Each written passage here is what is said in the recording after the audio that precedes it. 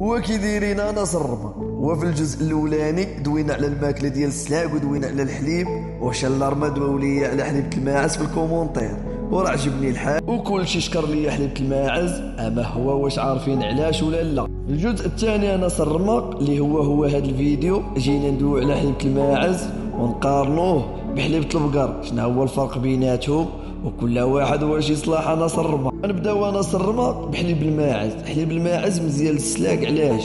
حيت فيه البروتينات وفيه الدهنيات وكيتهضم ليهم دغيا، ماشي بحال حليب البقر. والسلوق اللي كيكون شارب حليب الماعز في الصغر ما تيرجعش، كيبقى زين.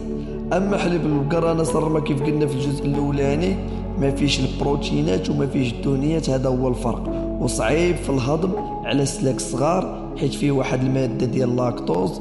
وهذا اللاكتوز انا صرمق هو واحد النوع ديال السكريات تيكون صعيب على السلاك الصغار يهضموه. علاش؟ حيت كيكون عندهم النقص في واحد الانزيم سميتو اللاكتاز، ورا صحاب الاختصاص غيعرفوه، وهذا هو السبب ديال حليب البقر على صعيب على السلاك الصغار. وفاش كيشربوه كيجعفهم وكيقدر يسبب لهم حتى الموت. كاينين شي ما كيعطيو حليب البقر والسلاق ما كيطرى ليهم والو، داكشي تيسير الله، وهذا هو الفرق. والفيديو الجاي انا صرمق راه غنهضروا على الماكله ديال السلاق الكبار، والحاضر يعلم الغيب. وقولوا لينا اش كاين في الكومونتير.